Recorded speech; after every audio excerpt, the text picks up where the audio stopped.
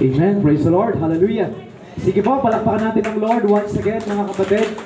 Our clap offering sa ating Panginoong Diyos. Hallelujah. Salamat po sa Panginoon. Napaka-powerful po ng ating pong pag-aawitan sa Diyos. Yung ating pong pagpupuri sa Panginoon sa umaga pong ito dahil alam po natin at ang bawat isa ay nagtagumpay na. Amen? Amen. Glory to God. At salamat sa Lord dahil ang bawat isa excited pa rin na makinig ng salita ng Panginoon. Can you say amen? Amen. Amen. Glory to God. Hallelujah. At damang-dama po natin ang presence ng Lord sa umaga pong ito. Amen po mga kapatid. At excited tayo na lagi pong sumamba sa Panginoon. Hindi lang po pag Sunday, kundi araw-araw ng buhay po natin. Amen? At alam niyo po ba mga kapatid, every gising is a blessing. Kaya magpasalamat tayo sa ating Panginoon na bawat araw na tayo po ay nagigising, yan po ay blessing. Amen? Kasi marami pong mga tao ang nakakalimutan na pong gumising, mga kapatid. Kaya every gising is a blessing. No? Salamat sa Panginoon. At ngayong umaga, magpapatuloy po yung ating usapin patungkol po sa ating tema. Pakibasa nga po mga kapatid in 1, 2, 3, go! Amen. At marami na po ang na-discuss patungkol po sa tema po ng buwan po ng July. At ngayon po ang huling pag-uusapan po natin, ito pong tema patungkol po dyan sa armor of God. Amen? Mga baluting kaloob ng Diyos. At ako po ay nagpapasalamat sa Lord sa umaga pong ito na ang bawat isa po ay handang makinig ng salita ng Panginoon. May mga nangyari past few days. Pero glory to God mga kapatid at hindi tayo pinabayaan ng Panginoon. Amen? Pinretoksyonan tayo ng Lord. God protects us. Amen? Sa lahat po ng pagkakataon, kaya mabuti po talaga ang Panginoon. At ngayon, mga kapatid, tayo naman po ipapalakasin ng salita ng Diyos. Can we say amen? Amen. Amen. No? Marami pong mga circumstances na nangyari po sa buhay po natin. Pero alam po natin na ang Lord po ay nariyan para tayo po ay pagpalain. At pinagpala na po ang bawat isa. Amen. Hallelujah. At ngayong umaga, ang ating pag-uusapan ay patuloy pa rin po dyan sa ating pong dahil it's all about the belt of truth. No, alam niyo po ba mga kapatid, ito pong katotohanan ito ang siya pong nagbibigay sa atin po ng pag-asa. Amen? Kung wala pong katotohanan sa salita ng Diyos, wala pong saysay yung ating pong pangangaral ng salita ng Panginoon. Yun po yung katotohanan. Kaya naman, tayo po ay mayroong lakas ng loob. Amen? Na ipangaral ang salita ng Diyos kasi naniniwala tayo na ang Biblia, mga kapatid, na ating pong inaaral, binabasa ay totoo. Amen. Kaya nga po, pinag-uusapan po natin itong katotohanan, mga kapatid. Kung walang katotohanan, walang katuturan ang pangangaral ng salita ng Diyos. Yun po yung totoo, mga kapatid. Naintindihan po ba natin? Okay. Sige, bago tayo magsimula, hingin po natin ang pagsama ng Diyos. Let us pray. Hallelujah. O Diyos na makapangyarihan sa lahat. Ikaw po ang totoong Diyos. Hallelujah. Ang totoong tagapagligtas, Panginoon. Salamat sa iyo pong mga totoong salita, O Diyos, sa umaga pong ito. Namin po, Diyos, sa pagbubulay-bulayan. Basbasan niyo po ito, Panginoon. Give us wisdom. Hallelujah. Karunungan na nagmumula sa iyo, Panginoon. Hindi karunungan ng mundo, kundi karunungan na nagmumula sa iyo, O Diyos, at sa pamamagitan ng iyong mga salita, Panginoon. Hallelujah. Father God, salamat Panginoon, patuloy niyo pong punuin ang lugar na ito ng iyong dakilang presensya, Panginoon. Lord, salamat po sa iyo po, Panginoon, na dakilang pagkilos. Patuloy po namin iniimbitahan ang banal na Espiritu sa aming pong kalagitnaan at hayaan niyo po, Father God, sa pangalan ng Jesus, sa gabay ng banal na Espiritu, ang mga salita mo, O Diyos, ay mahayag, Panginoon. Hallelujah. Dahil alam po namin, katotohanan ang iyong mga salita, Panginoon. Lord, salamat sa umaga pong ito. Gamitin mo lamang din po ako bilang instrumento ng mga salita mo, mahayag, ayon po sa iyong dakilang kalooban. Salamat po, Diyos, sa iyo po ang pinakamataas na pagluwalhati, papuri, pasasalamat. Sa pangalan ni Jesus, ang lahat po ay magsabi ng Amen. Glory to God. Sige po, palakpakan po natin ang Panginoon. Hallelujah. Katotohanan, mga kapatid, ng salita ng Diyos ay, ito po ay maaasahan po natin. Amen. Kaya nga po, nangangaral tayo ng Word of God kasi alam po natin at naniniwala tayo sa salita ng Diyos na yan po ay totoo. Amen. Yung katotohanan, mga kapatid, na atin pong pinag-uusapan ngayon, last Sunday na po ngayon, hindi po yan magiging effective kung hindi po kayo maniniwala sa salita ng Diyos. Amen po ba, mga kapatid? Basahin po natin yung ating pong passage dyan po sa book of Ephesians chapter 6 verse 10 hanggang 14a. Mga kapatid, meron po dyan, mga kapatid. Sabi po ng salita ng Panginoon sa bawat isa, not only doon po sa lugar po ng Ephesus o mga mananampalataya dyan po sa Epheso. Sabi po ng salita ng Panginoon, finally, be strong in the Lord and His mighty power. Amen? Put on the full armor of God so that you can take your stand against the devil's scheme. Yung mga pakana ng Diablo. Last month ata, yung pinag-usapan natin all about the scheme and the lies of the devil. Verse 10, finally, saan na ba tayo, mga kapatid? 12, okay. For our struggle is not against the flesh and blood, but against the rulers, against the authorities, against the power of this dark world, and against the spiritual forces of evil in heavenly realms. Meron pa ba, kapatid? Yan. Therefore, put on the full armor of God, so that when the day of evil comes, you may be able to stand your ground, and after you have done everything, to stand. Manatili nakatayo. Verse 14, ito po yung ating pinag-usapan ngayon. Stand firm. Then, with the belt of truth buckled around your waist, mga kapatid. No? Yan po yung ating pag-uusapan ngayon sa umaga pong ito at magpapatuloy po, no? Dahil marami na pong discussion, pinanood ko po yung ating pong mga pastors, preacher na nagturo po about sa belt of truth, no, mga kapatid. At sabi ko, halos mga kapatid, ubus na eh. May-discuss na po lahat ang patungkol po dyan po sa belt of truth. Pero nag-pray tayo sa Panginoon na, Lord, give us wisdom. Lord, kung ano po bang ihahayag mo pa ngayong Sunday, no, mga kapatid, habang dumadalangin ng Panginoon, no, dalawa pong message yung aking nagawa at nag-come up sa prayer ng Lord na ito po yung aking dadalhin po sa inyo na pag-uusapan po natin. Patungkol pa rin po dyan sa sinturon ng katotohanan. Amen? At alam niyo po ba, mga kapatid, background doon sa during the time, si Apostle Paul po ang nagsulat po ng book of Ephesians, mga kapatid. At during the time, siya po ay nakakulong. No? Tingnan po natin yung background po nito from chapter 1 hanggang chapter 6. Kasi sabi ko, Lord, aralin po ito lahat. From chapter 1 hanggang chapter 6. Kaya kung bakit nag-come out itong word ng Lord na naisulat po ni Pablo sa mga taga-Efeso, no, mga kapatid. Tingnan natin yung konteksto nung ating pong pinag-uusapan about the belt of truth para kompleto, mga kapatid. During the time, excuse me. Okay, during the time, okay, meron na po ano? During the time, no, mga kapatid, si Pablo ay isang bilanggo. No? Bilanggo po si Pablo sa mga panahon po na yon habang sinusulat niya po itong Book of Ephesians, mga kapatid. At habang siya po ay bilanggo, nakita niya po yung sundalo ng mga Romano. Okay? Kasi dumating sa punto na habang siya po ay nagsusulat, nababantayan siya ng isang sundalo. Kaya doon po nag-come out na siya po ay magsulat about sa armor of God. Amen? Kaya naisulat niya po ito at number 1, bakit niya po ginawang number 1 ang belt of truth? Kasi napakalaga during po sa time, no, mga kapatid, nung sa New Testament, sa panahon po ng ating Panginoon si Kristo, ay mapapansin po natin na uso po yung digmaan pa. Amen? At during the time, si Pablo po ay talagang grabe yung kanyang pangangaral ng salita ng Panginoon. Hanggang sa pagkakataon na si Apostle Paul ay siya po ay ikulong.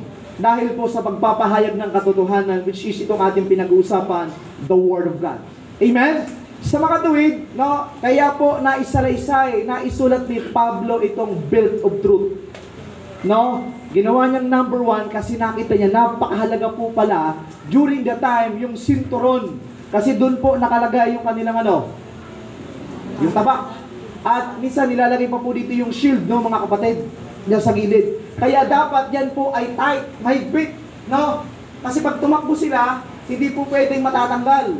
Amen po ba? Kaya nga, di ba yung sinturon natin ngayon literal, mahigpit eh. Kasi pag maluwang po yung maluwang po yung pantalon ninyo, maglalagay tayo ng sinturon. Para hindi malaglag. Kasi pangit naman po, habang naglalakad ka, nalalaglag yung short mo o pantalon. Totoo po ba mga kapatid?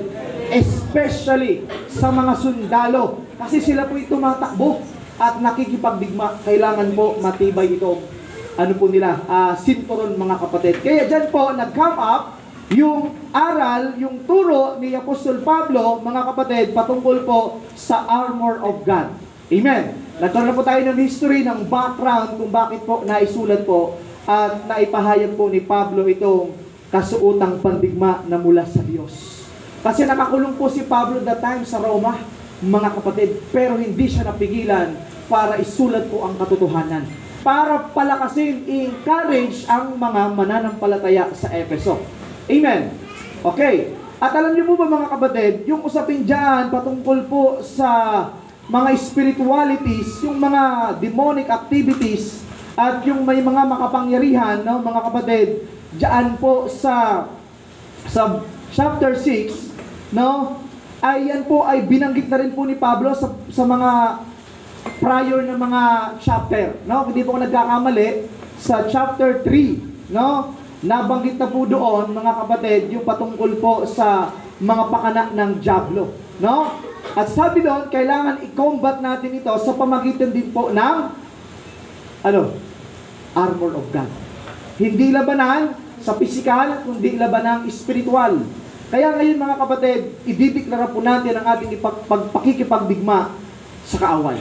At diniklara niyo po ito last first Sunday. Kasi pag pinag-uusapan ng salita ng Panginoon, we are declaring war against the enemy. Amen? Kaya dapat naghahanda tayo. Kasi nagdeklara po ng digmaan sa kaaway eh. Kasi ang salita ng Lord, pag pinag-uusapan, ipinapangaral, we are declaring war against the enemy. Amen? Against kay Satan. Kaya dapat, pag pinag-uusapan ng katotohanan, dapat nakahanda tayo kasi nakikipagdigma tayo mga kapatid. Amen po ba? Okay ba kapatid? Kasi yan po yan natin pinag-uusapan. Okay. Ngayon po ay nasa all-out war po tayo mga kapatid. Every day. Amen? Hindi lang Sunday na pinag-uusapan ang katungkol po sa katotohanan o sinturon ng katotohanan, kundi everyday po yan mga kapatid. This an all-out war that always escalates as the devil realizes his time is short and uses every possible scheme to trip up the Christian. Wala pong ibang gagawin ng kaaway kundi dayain po tayo. Amen po ba mga kapatid? Kaya yung katotohanan na ating pinag-uusapan ngayon, which is the Word of God, mga kapatid, yun po yung ating panglaban sa gawa ng kaaway. Subukan niyo po na wala kayong meditation ng salita ng Panginoon. Wala po kayong devotion ng salita ng Diyos. Madadaya tayo ng kaaway, mga kapatid. Kasi nagdeklara tayo ng pakikipagdigma sa kanila. Alam nga naman po, nagdeklara tayo ng pakikipagdigma pero wala tayong mga kagamitan. Naintindihan natin mga kapatid. Ibig sabihin, hindi tayo handa.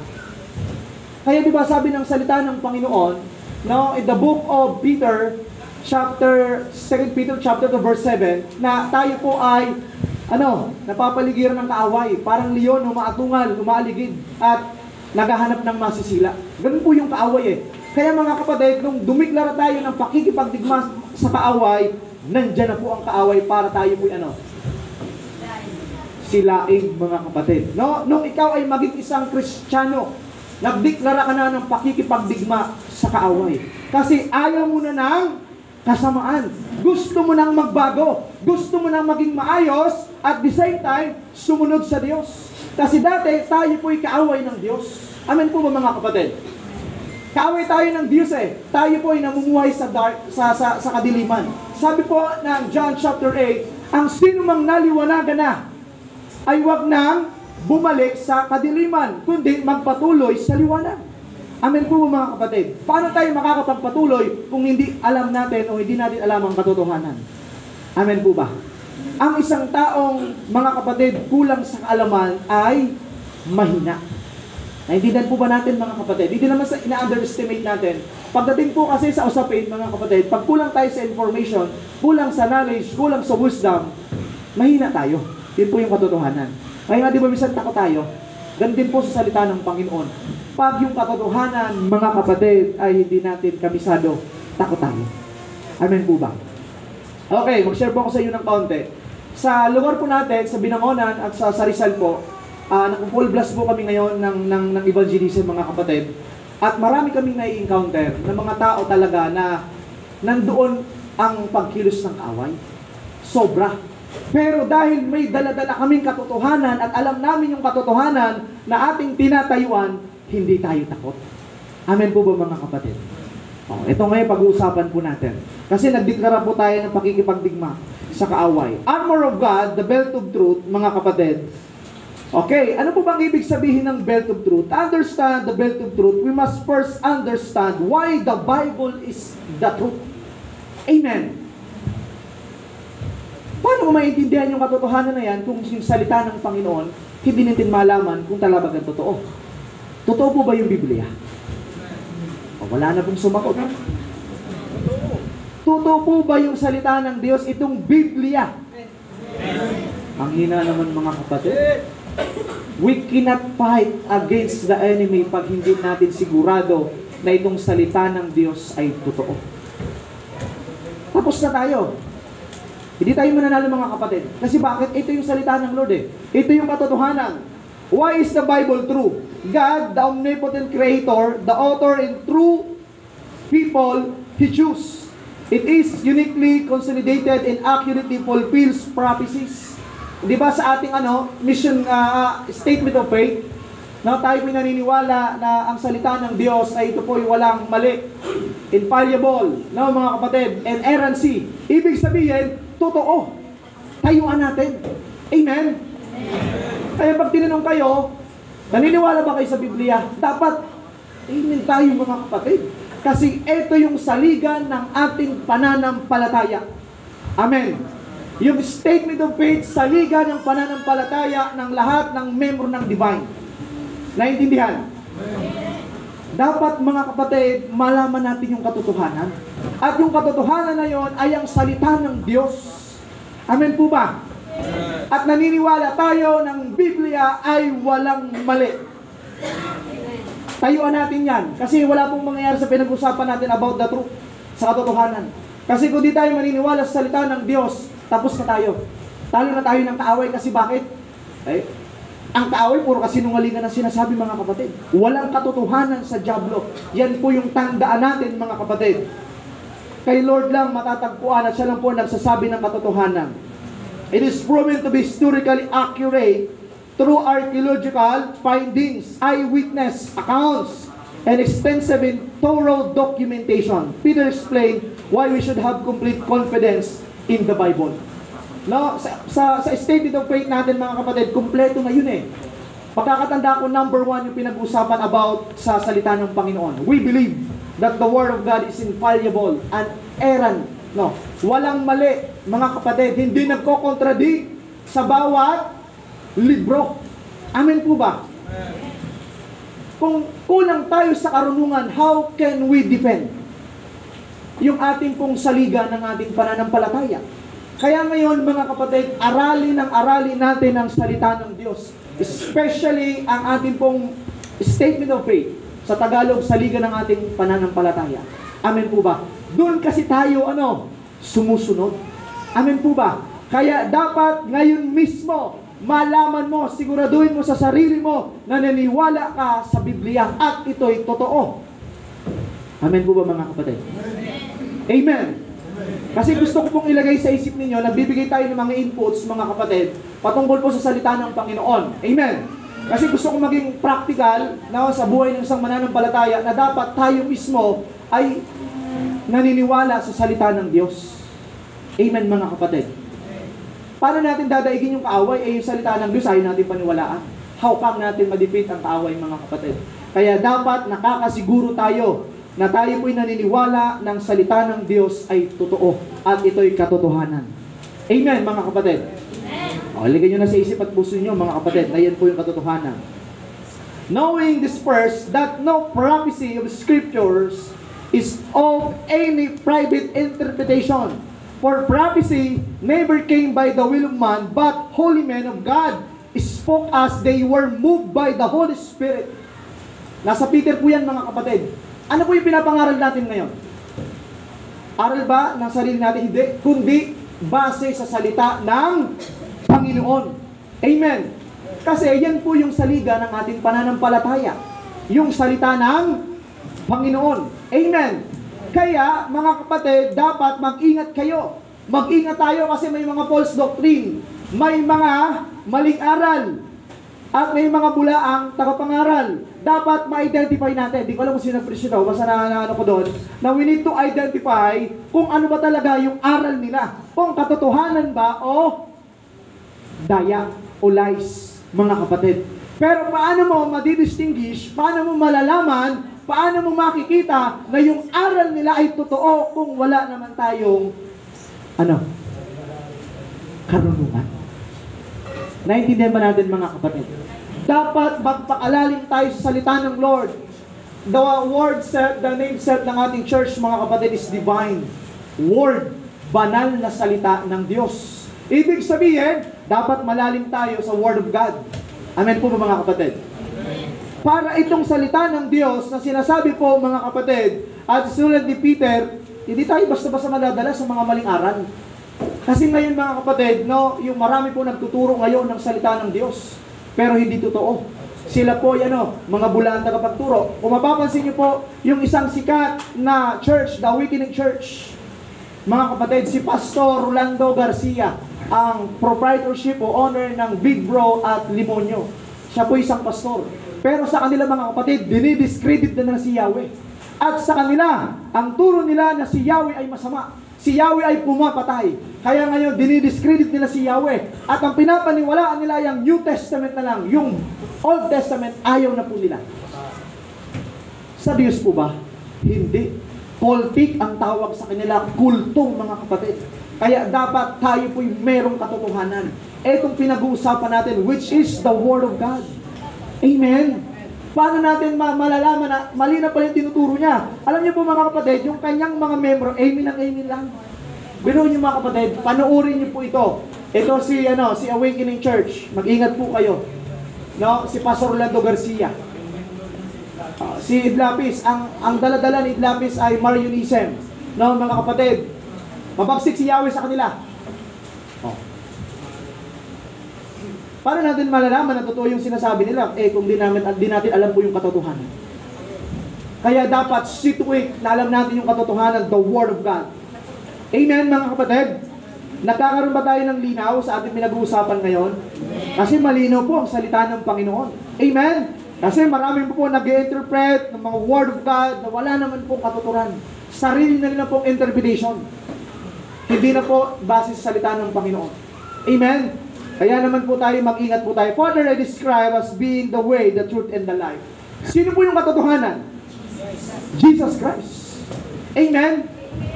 O, dapat magkaroon tayo ng karunungan patungkol sa katotohanan. Who is the truth? Jesus Christ. Sino po ang buhay? Si Jesus Christ. Sino po ang daan? Si Jesus Christ. Yun yung katotohanan na dapat nating tayuan. Amen po ba, mga kapatid? Kasi kahit anong aral natin ng Word of God, pero pag walang katotohanan, wala tayong naiintindihan, walang wisdom, walang karunungan, we cannot stand against the enemy. Naiintindihan natin, mga kapatid, dadayain lang tayo. Di natin malalaman, mali na pala. Pero kung malalaman natin na yung katotohanan sa salita ng Panginoon, kaya po natin puksain ng kaaway. Can we say amen? Amen. Aralin niyo po yung during the time Jesus Christ tempted by Satan. 3 times, aralin niyo po yun. Nagko-quote si Satan ng mga Word of God, pero mali. Kahit pala si Satan, pwede pala mag-quote ng Word of God. Tama, mga kapatid. Aralin po natin, aralin niyo po yun, mga kapatid. Pasadahan niyo po in the book of Luke chapter 4, 3-4. During the time na si Christ po ay matapos na mag-prayer fasting ng 40 days, sabi ko nga mga kapatid, no, pag naghahanda talaga, ang kaaway walang magagawa. Nagkamali si Satan na dayain si Jesus. Kasi bakit? During the time, Jesus Christ ay, puspos ng banal na espiritu. Kaya nga dinala po siya no, mga kapatid. Bago siya nagkaroon ng ministry o mag-start ng kanyang pagbiministeryo, siya po ay nagkaroon ng prayer and fasting para ihanda yung sarili niya. At yung banal na espiritu ay mapuspos ang ating Panginoon. Amen po ba? At nagkamali si Satan. Akala niya mahina si Lord. Payat kasi di kumain mga kapatid. Akala niya mahina. Pero spiritually, napakalakas. Naintindihan mga kapatid. Kaya tayo naman magkaroon tayo ng karunungan at magsisimula yan sa pagtitiwala natin, paniniwala natin ng salita ng Lord ay totoo. God is a God of truth. Amen. Kasi gusto ko po talagang tawag po dito, i-emphasize na ang Diyos po ay totoo, ang salita ng Diyos ay totoo. Amen. Okay. Para yan po ang gagamitin natin para po yung kaaway ay hindi makapasok sa atin. Amen. At para talunin natin ang kaaway. The book of Deuteronomy, chapter 32, verse 4, His word is always truth. Amen. Tayuan natin. Ang salita ng Diyos ay laging tama at mananatiling katotohanan. Amen po ba mga kapatid? Tayuan natin yan. And it is impossible for Him to lie. Yun po yung katotohanan. Kasi sabi ni Pablo, suotin nyo ang sinturo ng katotohanan. Amen mga kapatid. Itong Word of God ang tinutukoy. Yung salita ng Diyos ay totoo at ang ating Diyos ay totoo. Paano natin ma-determine, paano natin malalaman na totoo ang Diyos? Babalik tayo sa salita ng Diyos. Amen. Kasi sinulat na totoo ang Diyos. At ang Diyos ay hindi nagsisinungaling. At sino po ang prinsipe ng kasinungalingan? Si Satanas. Kaya nga wala pong totoo sa kanya mga kapatid. Naiintindihan? Okay, si Satanas po ay walang totoo sa kanya, puro kasinungalingan mga kapatid. At yung katotohanan ay kay Lord lamang. Tuloy tayo. On the other hand, Satan is the father of lies. Bakit ko po kanina? Doing whatever he can do, convince us to believe his counterfeit reality over God's truth. Binanggit ko kanina, mga kapatid, si Satan nagko-quote ng salita ng Panginoon, but be aware, mali ang kanyang pag-quote ng Word of God. Mali-mali mga kapatid. Kaya huwag kayo masyadong maniniwala sa mga preachers ng Word of God. Tingnan natin kung totoo. Kung tama ba talaga yung kanilang pagpapahayag ng Word of God. Amen? Kasi katotohanan po yung salita ng Lord. Sabi po ni Pablo kay Timothy, yung Word of God, katotohanan, gamitin mo ng tama. Amen po ba mga kapatid? Minsan po kasi yung katotohanan ginagamit sa kamalian. Wala na po yung truth. Pero yung pinagmulan ay truth, the Word of God. Amen? Pero wala na yung katotohanan kasi bakit? Mali na yung pagpapahayag ng salita ng Panginoon. Kaya maging aware po tayo. Pinaalalahanan niyo po ang kanya pong tawag po dito, mini-mentor, si Timothy, sabi ni Pablo, katotohanan ng salita ng Diyos, ipangaral mo ng tama. Amen po mga kapatid. Ipangaral natin ng tama ang salita ng Panginoon. At ang katotohanan, mga kapatid, kahit kailanman hindi magiging kamalian. Tandaan natin. Amen? Okay. Kasi ang kaaway po grabe pong mandaya Sabi na half truth, half lie. Ano sabi niya kay Eve? Kaya ba? Okay lang, kainin mo lang yan. Malalaman mo ang katotohanan. Malalaman mo ang mali at tama at mali. Totoo naman talaga at para ka magiging Diyos. Tayo minsan ganun Hindi natin sinorvey, mali na pala yung aral. Naintindihan mga kapatid, kasi kulang tayo sa karunungan. Okay? All those who fail to follow the truth like the Pharisees described in John chapter 8 verse 44. Mayroon po dyan mga kapatid. Kayo'y sa inyong amang diablo at ang mga nais ng inyong ama ang ibig ninyong gawin. Siya'y isang mamamatay tao buhat pa ng una at hindi nananatili sa katotohanan sapagkat walang katotohanan sa kanya. Naintindihan mga kapatid? Sa demonyo, sa diablo. Sa simula pa, wala na talagang katotohanan sa kanya. Naintindihan? Siya po ang father of lies. si Satan. Kaya pag dinadaya ka na, Satanas, magdaraya ka, walang katotohanan sa'yo. Dapat ganun tayo mag-rebuke, mga kapatid.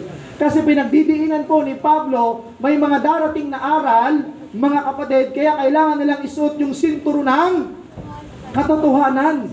Paano nila malalaman na yung mga teaching, yung mga pagtuturo ay mali kung wala silang katotohanan?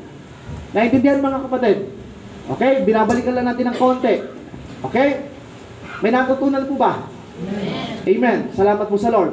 Siya isang mamatay tao, buhat pa ng una at hindi nananatili sa katotohanan sapagkat walang katotohanan sa kanya.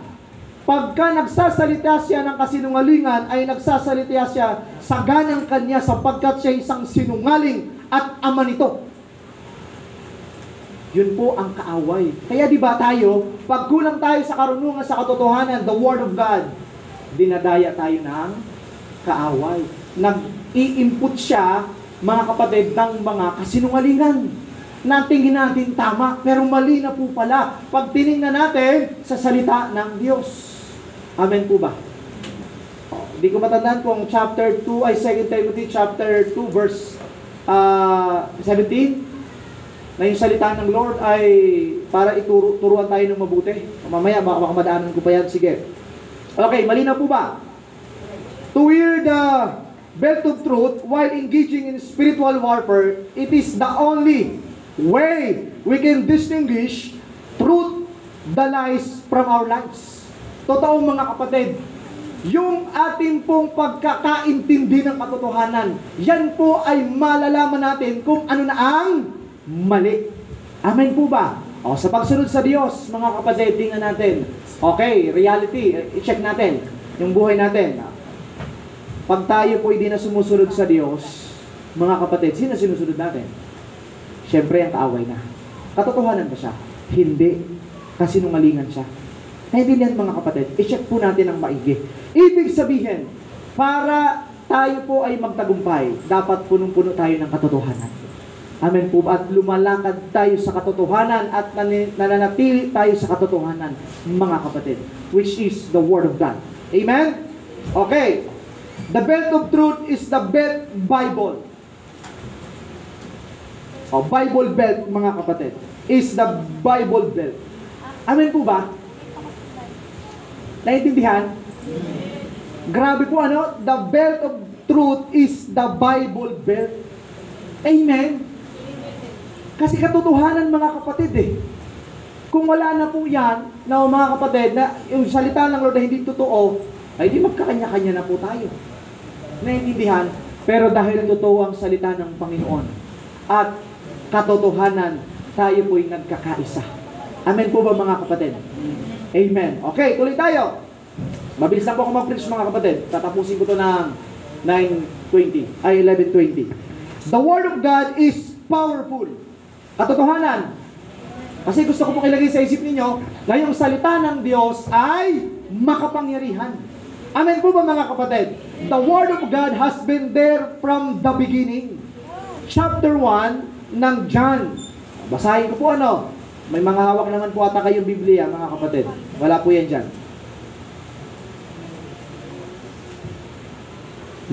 Juan, Kapitulo 1, talatang 1. From the beginning, sabi po na, from the beginning, the Word, from the beginning was the Word, and the Word was with God, and the Word was God. Sa English translation. Sa Tagalog po, verse 1 ng Juan, Kapitulo 1. Sa simula ay ang salita, at ang salita ay kasama na ng Diyos, at ang salita ay Diyos. Mga kapatid, lahat ng mga bagay ay ginawa sa mapamagitan niya, at kung wala siya, hindi magagawa anumang mga bagay. At may confirmation po yan sa bandang dulo. No, mga kapatid, na nagkaroon po ng buhay yung salita. Okay, verse 11. Siya'y naparito sa kanyang sariling tahanan at siya'y hindi tinanggap ng kanyang sariling bayan. Anong tinutukoy? Tao po ba o salita na literal? Tao. Pumunta po mga kapatid. Ibig sabihin, si Jesus. No? Okay. Maliwanag na po ba, mga kapatid? Ibig sabihin, yung salita ng Lord talaga makapangyarihan. From the beginning pa po, nandiyan Amen po ba? kasama na. At ang tinutukoy po na word is Jesus Christ. Amen po ba mga kapatid? His word is so powerful that everything in this world came into existence with God uttered the words, "Let there be." Doon po sa creation. Amen po ba? Day 1, day 2, day 3, day 4, day 5, hanggang 7. Yung creation. Puro salita, mga kapatid. Amen po ba mga kapatid? Kaya dapat malaman talaga natin yung katotohanan eh. Kasi pag kulang tayo sa karunungan about sa katotohanan, about sa truth, nating pinapanaligan mga kapatid, hindi natin malalaman na mali na pala ang ibang mga nagsasalita patungkol po dito sa Biblia. Amen po ba? Kaya ako'y nakikiusap po sa bawat isang mga kapatid. Whatever mission the Word of God sets out to achieve is undefeated. Amen po ba mga kapatid? Sa simula pa, kahit kailan po, hindi matatalo po ang Diyos. At ang salita ng Diyos hindi matatalo ng lies. Kahit kailan po, hindi matatalo po ang salita ng Diyos, itong katotohanan ng kasinungalingan, mga kapatid. Kaya di ba, lagi tayong bumabalik sa salita ng Panginoon. Only the Word of God ang merong authority. Amen? Siguro na-discuss po sa discipleship training, no, mga kapatid, about po dyan sa Word of God. No, sa mga nag-aaral po ng discipleship training, napaka-importante po na tayo po ay mapuno at magkaroon po ng karunungan about the Word of God. How to defend the Word of God. Can we say amen mga kapatid? Amen. Amen. Tuloy tayo. The Word of God is alive. God is everlasting. His Word is vibrant and full of life, carrying the power to transform and give life. It is active in the lives of every Christian. Amen po mga kapatid. Yung salita ng Diyos ay buhay. Totoo po ba mga kapatid? Kaya sabi doon, ang walang Kristo ay walang buhay. Eh, nire-represent ng Word is Jesus Christ. Kaya pag wala si Kristo sa'yo, wala ka rin buhay. Kaya yung Word of God ay mananatili hanggang wakas. Amen po ba? Sabi doon, mawala lang lahat, pero ang salita ng Diyos ay mananatili magpawalang hanggan. Kasi katotohanan mga kapatid, hindi tayo mananalo sa katotohanan kung gagamitin natin ay kasinungalingan. Amen po ba? Especially yung ating pinag-usapan, which is the Word of God, which is Jesus Christ. Can we say amen? Amen. Ang salita ng Diyos po ay magpawalang hanggan. Kaya nga saligan ng ating pananampalataya po, mga kapatid. Ito po yung saligan ng pananampalataya ng bawat totoong Kristiyano. Can we say amen? Amen. Yung Word of God, Jesus Christ. No? Madali lang po yan. Dito tayo sa sunod. The Word of God is truth. Sanctify them by your truth. Your word is truth. God is the Father and author of truth, and He cannot lie. He empowered people to write His word in truth. Puro katotohanan mga kapatid. Ulit-ulit na sinasabi katotohanan, katotohanan, katotohanan. Amen po. Kaya na ba natin talunin ng kaaway? Kasi meron ng katotohanan sa bawat isa sa atin.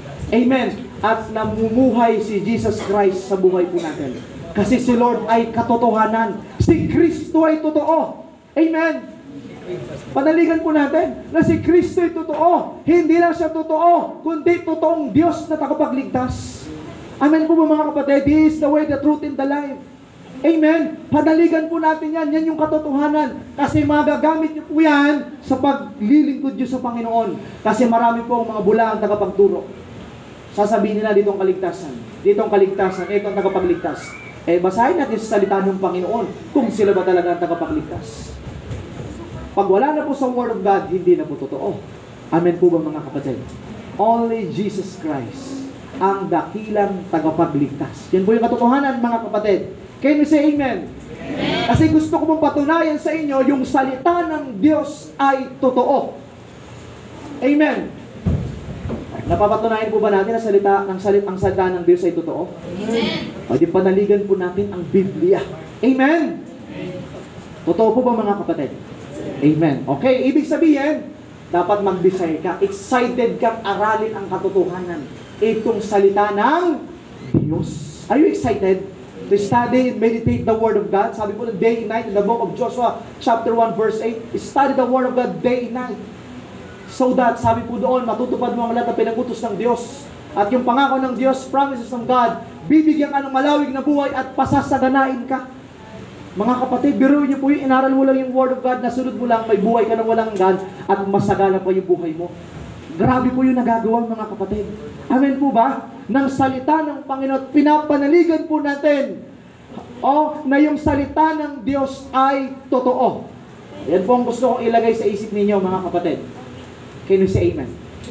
Amen. In our conclusion, mga kapatid, hallelujah, live and abide in the truth. Ito po kasi nagkakaroon po ng problema. Hindi natin pinapabuhay ang katotohanan ng salita ng Lord at hindi natin nilalakaran. Totoo po ba, mga kapatid?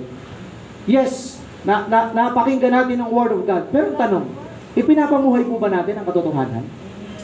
Yung salita ng Diyos, ipinapamuhay po ba natin? At sinusunod po ba natin ang katotohanan, mga kapatid? Ba't yung ayaw mag-amen? Ipinapamuhay po ba natin ang salita ng Diyos at sinusunod po ba natin itong katotohanan na ating pinag-uusapan? Amen. Amen. Paano eh? Diba ayaw mag-amen? Ibig sabihin, di gawin na natin para makasunod po tayo, mga kapatid. Napakabait naman po ng Lord eh. The Lord give us many chances. More chances. Mga kapatid, napakabait ng Lord eh. Mahabagin po ang Panginoon. Pero wag naman po na para bang pag di tayo sinaway ng Diyos, hindi tayo susunod sa Kanya. Pag pinalo sa kasusunod, hindi maganda, mga kapatid. Pwede bang sundin natin ang Lord sa lahat ng pagkakataon? Amen po ba?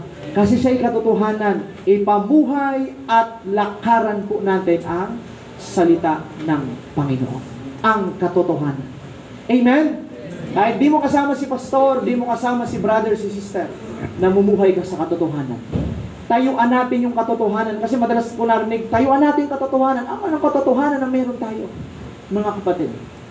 Ano po yung identity natin in Christ Jesus? Tayo po yan, anak ng Diyos. Anak ni Kristo. Amen po mga kapatid? Kasi niligtas ka na ng Panginoon. Yan yung katotohanan at sinasabi na salita ng Diyos. Amen. Ang sino man sumampalataya sa Panginoong Hesus ay magkakaroon ng buhay na walang hanggan. Yan po yung katotohanan. Preach the word of God about salvation. Amen? Kasi yun po yung katotohanan. Gusto ko lang po talagang ilagay sa isip natin, katotohanan ang salita ng Diyos at ang Lord ay katotohanan, mga kapatid. Amen po ba? Amen. No? May kilang po yung ating pinag-uusapan and I hope and I pray na marami po kayong natutunan. The word of God is the only truth that matters. Wala na pong iba.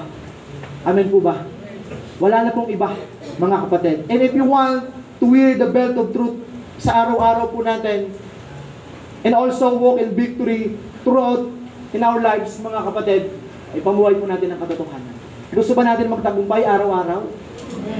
Ipamuhay, lakaran, sundin ang salita ng Panginoon. Sigurado, mga kapatid, tagumpay ang buhay. Amen? Palakpakan natin ang Lord, mga kapatid. Hallelujah. Glory to God. Believing in the Bible, which is the Word of God, must be your anchor. Angkla. Nakaangkla, mga kapatid. Amen? Na dapat yung ating paniniwala, pananampalataya ay nakaangkla sa salita ng Diyos. Amen po ba? Hindi kung ano man mga bagay sa mundo, kundi nakaangkla sa salita ng Diyos yung ating paniniwala. Amen po ba? Which is the Word of God. Must be your anchor. When you are faced with something, maraming mga pagkakataon, mga trials, mga paanan ng kaaway, kasinungalingan ng kaaway, pwede po bang relax ka lang muna? Pause. And then meditate the Word of God. Amen? Pagbulay-bulayin natin ang salita ng Diyos. Kasi dyan ka makakakuha ng karunungan kasi katotohanan, dyan ka lalakas at dyan tayo lalaya, mga kapatid. At yan ang magiging kapamaraanan para talunin ang daya ng kaaway. The Word of God. Amen. Relax ka lang muna, Lord. Pray ka sa Panginoon. Pray ka sa Lord. Pray ng pray. At mararanasan niyo po yung katotohanan, yung grasya ng Diyos, yung habag ng Diyos, yung provision ng Panginoon. Amen, mga kapatid? Compare it to the truth of His Word. If it is true, tanggapin natin yung aral. Pag hindi, i-reject natin. Amen po ba? Ganun lang yun. Marami kami na-encounter mga nagtuturo about the Word of God. Kasi ang lugar po ay marami talagang mga iba-ibang denomination, iba-ibang simbahan, iba-ibang sekta. Marami tayong na-encounter na sabi niya nag-share. Sabi ko, sige, Isang kondisyon. Mag-share ka, papakinggan mo ako, ay papakinggan kita. Pero ang kondisyon, mag-share din ako ng Word of God, pakinggan mo din. Pero pag sinabi niya, ako lang, sige, maghiwalay na tayo. Kasi wala naman magiging resulta eh. Mga kapatid. Ganun lang. Tapos, after niya, pag nakapag-share ka, makinig ka rin, mag-share ako, after, tapos na tayo. Ganun lang naman mga kapatid, napakasimple. Huwag natin pagdebatihan ng salita ng Panginoon kasi walang mananalo, lahat ay talo. Pero kung maintindihan natin yung katotohanan sa salita ng Panginoon, mga kapatid, baka nag-share ng mali ay mawin pa natin. Amen, mga kapatid. Amen. Maling aral, huwag tanggapin. Tamang aral ay tanggapin. Amen po ba? Kasi katotohanan ang salita ng Diyos. Sa ating pagtatapos, we're the build of truth every day to counter and defeating Satan. Amen po mga kapatid. Yun lang naman. Katotohanan. Wala pong mananalo sa katotohanan. Amen po ba mga kapatid? Yun lang na nais ko pong ilagay sa ating mga isipan ngayon, sa ating mga puso ngayon. Katotohanan. Si Jesus Christ ay totoo. Amen? Ang Diyos natin ay totoo. Ang tagapagligtas natin ay totoong Diyos. Hindi Diyos-Diyosan, kundi totoong Diyos. Amen? Kasi yan ang gustong ilagay ni Pablo sa isipan sa puso ng mga taga-Epeso. Mga kapatid, totoo, katotohanan ang salita ng Diyos. Katotohanan si Jesus Christ. Katotohanan yung kanilang ipinapangaral. Amen po ba? At ngayon, katotohanan ang ipinapangaral po namin, mga kapatid, which is the Word of God. Amen. May naiintindihan. Amen. Palakpakan natin ng Lord at tayo po ay magpasalamat sa Panginoon. Tayong lahat ay tumayo. Hallelujah. Thank you, Father God. Salamat, Panginoon. Thank you, Jesus. Hallelujah. Thank you, Father God. Salamat, Panginoon. Hallelujah. Salamat po, Diyos. Panginoong Diyos, salamat sa muli. Hallelujah. Sa umaga pong ito, na narinig po namin ang katotohanan na nagmumula sa inyo. Dahil ikaw po ang katotohanan, Panginoon. Ang kaaway ay daya, ang kaaway ay lies. Si Satan ay isang lies. Ngunit Lord, ikaw ay isang totoo. Totoong Diyos, totoong tagapagligtas, Panginoong Hesus. At ang mga salita mo, Lord, ay totoo, Panginoon. Kaya kami, Lord, naniniwala, nananampalataya, O Diyos, hallelujah, sa iyong dakilang pangalan, Panginoon. Di man namin ikaw nakikita. Ngunit, Lord, kami naniniwala at nananampalataya sa iyo through yung word, Father God, na inireveal niyo po, Panginoon, sa amin. Hallelujah, kung sino kang totoong Diyos, kung sino ka ka-powerful na Diyos, inireveal niyo po, Panginoon, hallelujah, sa pamamagitan po ng iyong mga dakilang salita. Kaya naman po, Diyos, sa umaga pong ito, Father God, salamat sa katotohanan na daladala po namin, Panginoon. Hindi kami matitinag, hindi kami madadaya ng kaaway sa kanyang mga lies, Panginoong Hesus, dahil narito kami sa katotohanan, Panginoon, at tatayuan namin yung katotohanan, Panginoong Hesus, hallelujah, na ikaw po ang dakilang tagapagligtas. At ang mga salita mo'y makapangyarihan. At susunod kami at ipapamumuhay namin, Panginoong Hesus, ang iyong mga dakilang salita. At dahil doon, Panginoon, hallelujah, kami po ay matagumpay, Panginoong Hesus. Lord, salamat, Panginoon, sa umaga pong ito. Sa iyo po ang pinakamataas na papuri, pagdakila, pagluwalhati, ang lahat po ay magsabi ng Amen. Palakpakan po natin ng Lord. Glory to God. God bless po sa bawat isa.